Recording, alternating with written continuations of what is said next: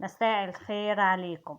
النهاردة هنعمل مع بعض الرز بلبن زي بتاع المحلات اللي بره، بل بالعكس احنا هنعمله احسن كمان. طعمه كريمي وشكله كريمي. شوفوا شكله حلو جدا ازاي، وريحته خطيرة جدا. ويلا بينا على طول نبدأ في الوصفة. معايا كوباية من الرز المصري العادي، هغسلها كويس جدا وبعدين احطها في الحلة بالطريقة دي. وهحط 3 كوبايات من المية، مية عادية من الحنفية. هحط 3 كوبايات من المية. طبعا انا مولعة البوتاجاز على نار هادية. بقلبهم كده، ولو في حبات من الرز على جناب الحلة بنزلها، وبعدين بغطيها واسيبها بقى لحد ما المية تنشف اللي في الرز كده والرز يستوي معايا بالشكل ده. كده تمام جدا. بجيب بقى الحليب. معايا 2 كيلو من الحليب.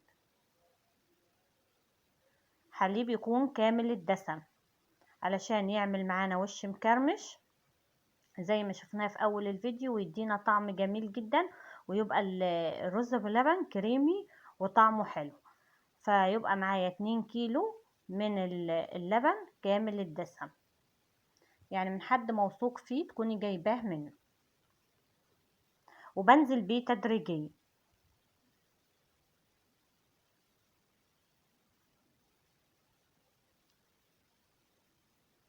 طبعا انا بنزل بيه تدريجيا، وبتبقى برضو النار هادية، ما بنعليش النار عليه، بتبقى النار هادية.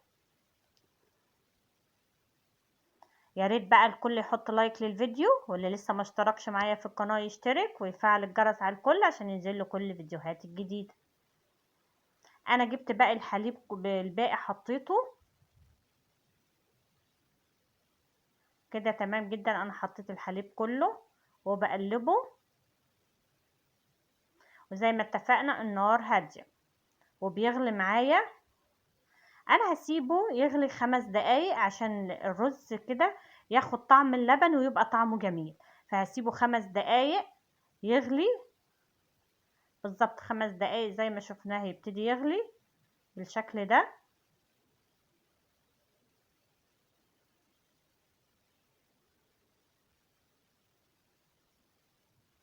وبعدين بقلبه، كل شوية بقلبه.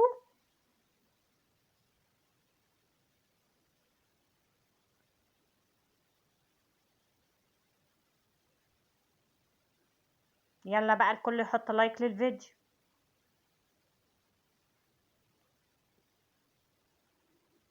بعد كده معدت ال5 دقايق وهو بيغلي، هحط كوباية من السكر. كوباية من السكر على الكمية دي بتدي يعني كده بيبقى يعني السكر بتاعه مظبوط. لو انت حابة سكره اكتر من كده فحطي كوباية وربع او كوباية ونص، مفيش مشكلة. حابة سكره قليل فحطي كوباية الا ربع. وبحط معلقة كبيرة من القشطة. القشطة اللي هي وش اللبن، او لو ما عندكيش قشطة تبقى عادي زبدة، او ما تحطيش حاجة فما فيش مشكلة برضو، بس هتكون طبعا زبدة بلدي. لو ما عندكيش فما تحطيش حاجة، ما فيش مشكلة.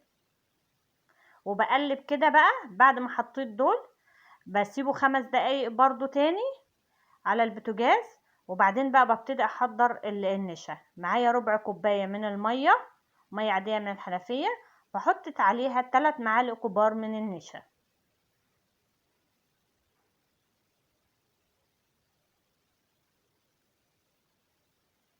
وابتدي بقى ادوبه.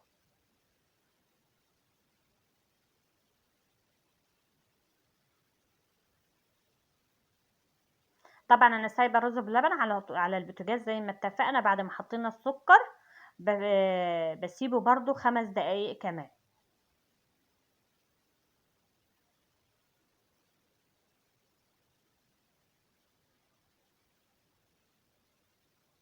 بعد ما قلبته بقى ببتدي احط نص معلقه صغيره من الفانيليا.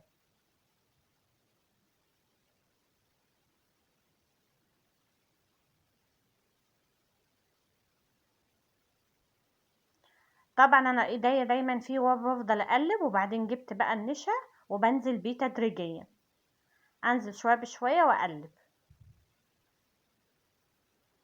طبعا زي ما اتفقنا احنا النار هاديه عشان الرز ما يحطش معاكي من تحت ويبقى مكلكع وما يبقاش كريمي معاكي، فتبقى النار هاديه. انا باكد كل شويه لان النار هاديه، وكل شويه بقلب وايديا فيه بالشكل ده.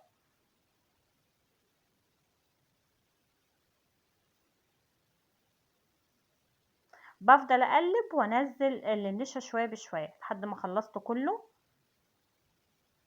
كده تمام.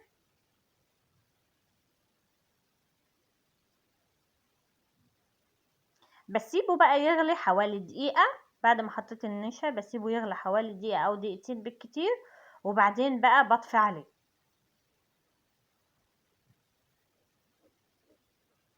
طبعا وانا بقلب فيه. شوف اول ما غلى كده بسيبه دقيقة او دقيقتين وبعدين بطفي عليه.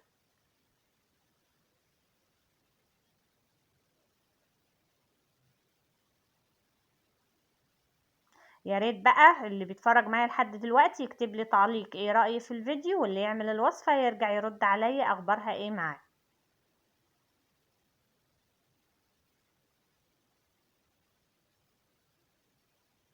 تمام كده انا طفيت عليه خلاص.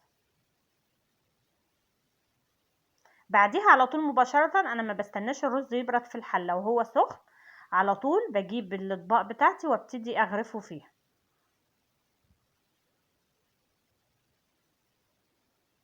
وهو سخن على طول ببتدي اغرف في الاطباق، سواء اطباق بولات اي حاجة موجودة عندك هتحطي فيها.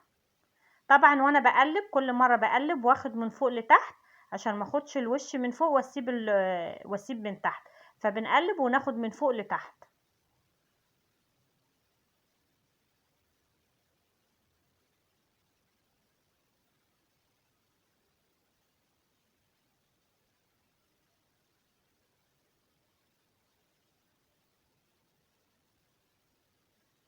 كده بعبي الاطباق كلها، همسح بس الزيادة دي اللي جت على الطبق، وبعدين بقى هعبي الاطباق كلها بنفس الشكل. هعبيهم كلهم عشان ما اطولش عليكم في الفيديو. عبيتهم كلهم بالشكل ده، عبيت الاطباق كلها. شوف عمل معايا كمية كويسة جدا، وشوف هو بيتباع غالي جدا بره، احنا بنعمله في البيت نظيف وطبعا طعمه مميز وبيبقى حلو جدا.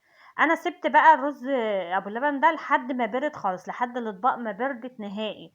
يعني سبت حوالي 4 ساعات او 5 ساعات لحد ما برد خالص. وتمسكي الطبق في ايديكي كده تحسي اني بارد خالص ما فيهوش اي سخونه. بتبتدي بقى لو طبق زي اللي انا وريتهولك ده ليه غطا بتغطيه، لو الاطباق دي ملهاش غطا بتغطيها بستريتش بالشكل ده. يبقى اللي ليه غطا بتغطيه بغطاها عادي، اللي ملهوش بتغلفيهم كلهم بالاسترتش بالشكل ده. وبعدين بقى بحطهم في التلاجة. ده كان بالليل، تاني يوم على طول طلعتهم من التلاجة. شوفوا بقى شكلهم معانا حلو جدا ازاي، والوش المكرمش ازاي طلع معانا زي بتاع المحلات واحسن كمان. وشه مكرمش وطعمه كريمي وشكله خطير جدا، فعلا تحفة بجد. اتمنى بقى الوصفة تكون عجبتكم.